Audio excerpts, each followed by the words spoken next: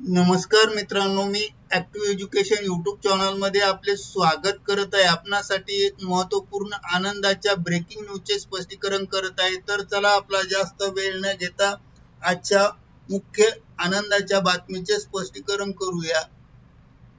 मित्रांनो, आजची आनंदाची बातमी आहे, आनंदाची मोठी बातमी, सर्वोच्च न्यायालयाचा मोठा ऐतिहासिक निर्णय, उच्च पेन्शनवर मोठा निर्णय, दिनांक 8 मे 2026। या संदर्भामध्ये सविस्तर माहिती जाणून घेऊया।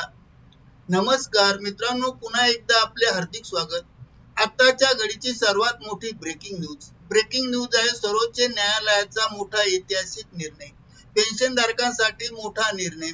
सर्वोच्च न्यायालयाने उच्च पेन्शनवर कोणता मोठा ऐतिहासिक निर्णय दिला आहे, या प्रश्नांची उत्तर जाणून घेण्यासाठी हा व्हिडिओ सुरुवातीपासून शेवटपर्यंत आवश्यक व हमखास कोठेही स्किप न करता आवश्यक पहा।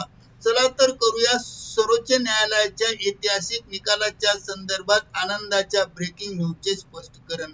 गुड ब्रेकिंग न्यूजचे स्पष्टीकरण करण्यापूर्वी आपण जर ऍक्टिव्ह एज्युकेशन यूट्यूब चॅनलवर नवीन असाल तर चॅनलला लाईक, शेअर आणि सबस्क्राईब करायला विसरू नका। तसेच नवनवीन अपडेट मिळवण्यासाठी बेल आयकॉनला प्रेस करायला विसरू नका। तर चला पाहूया आपण आज सर्वोच्च न्यायालयाचा पेन्शन संदर्भात महत्त्वाचा निकाल। आज पाहणार आहोत माननीय सर्वोच्च न्यायालयाचा ऐतिहासिक निर्णय, उच्च पेन्शन बद्दल आता पेन्शनर्सला मिळाला मोठा दिलासा। उच्च पेन्शन वर ऐतिहासिक निर्णय काय आहे हे आता आपण पाहूया।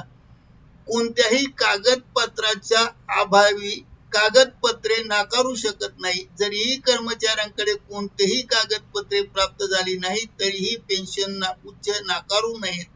कागदपत्रे किंवा बँक स्टेटमेंट यासारख्या उपलब्ध माहितीच्या आधारे त्यांची स्वतंत्र पडताळणी केली पाहिजे आणि ती करणे आवश्यक आहे। आता तसेच निकालातील काही प्रमुख मुद्दे काय आहेत ते आपण पाहूया। केवळ विशिष्ट कागदपत्रे सादर करण्यात आवश्यक ठरले म्हणून अर्ज नाकारू शकत नाही। आता अपूर्ण माहिती दिली, पगाराच्या नोंदी, पीएफ योगदानाचे पर्यायी नोंदीची पडताळणी करणे बंधनकारक आहे।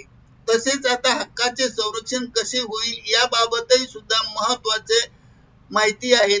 उच्च पेन्शन लाभापासून वंचित ठेवले जाणार नाहीत। कोणत्याही कर्मचाऱ्याला उच्च पेन्शन प्राप्त होत असेल तर ते नाकारता येणार नाही। त्यांना पेन्शन पासून दूर ठेवले जाणार नाही किंवा नाकारण्यात येणार नाही। पेन्शन पासून त्यांना योग्य प्रकारे पेन्शन मिळेल आणि उच्च पेन्शनचे दावे फेटाळले जात असताना हा निर्णय घेण्यात आला। ईपीएफओ कार्यालयाकडून उच्च पेन्शनचे दावे फेटाळण्यात आल्यामुळे सर्वोच्च न्यायालयाने हा निर्णय घेतला की कोणताही कर्मचारी असो त्या कर्मचाऱ्यांचे उच्च दावे फेटाळले जात असताना हा निर्णय महत्त्वाचा आहे। हा कर्मचाऱ्यांच्या अस्तित्वाचा प्रश्न आहे, ज्यांच्या नोंदी ठेवण्याची पद्धत खराब आहे। ईपीएफ कार्यालय आणि इतर कार्यालयातील नोंदी कर्मचाऱ्यांच्या योग्य प्रकारे ठेवल्या नसल्यामुळे उच्च पेन्शन प्राप्त होत नाही। त्या नोंदी लवकर घेण्यात याव्या अशा प्रकारचा निकाल सुलभ आहे की उच्च न्यायालयाच्या पुढे सर्वोच्च न्यायालय यांनी सुद्धा हाच निकाल दिला आहे की कागदपत्र ठेवण्याची पद्धत अत्यंत खराब असल्यामुळे उच्च पेन्शन मिळत नाही आणि त्यामुळे त्यांना पेन्शन देण्यासाठी नकार दिला जातो। अशा प्रकारचा नकार आता देता येणार नाही, हा एक दृष्टिकोन आहे असे म्हटले आहे। ईपीएफओ कार्यालयाला सर्वोच्च न्यायालयाने असे आदेश दिले आहे की कोणत्याही कर्मचाऱ्यांच्या कागदाअभावी त्यांचे उच्च पेन्शन थांबवता येणार नाही। यांची काळजी घेऊन न्यायालयाच्या आदेशाचे पालन करावे।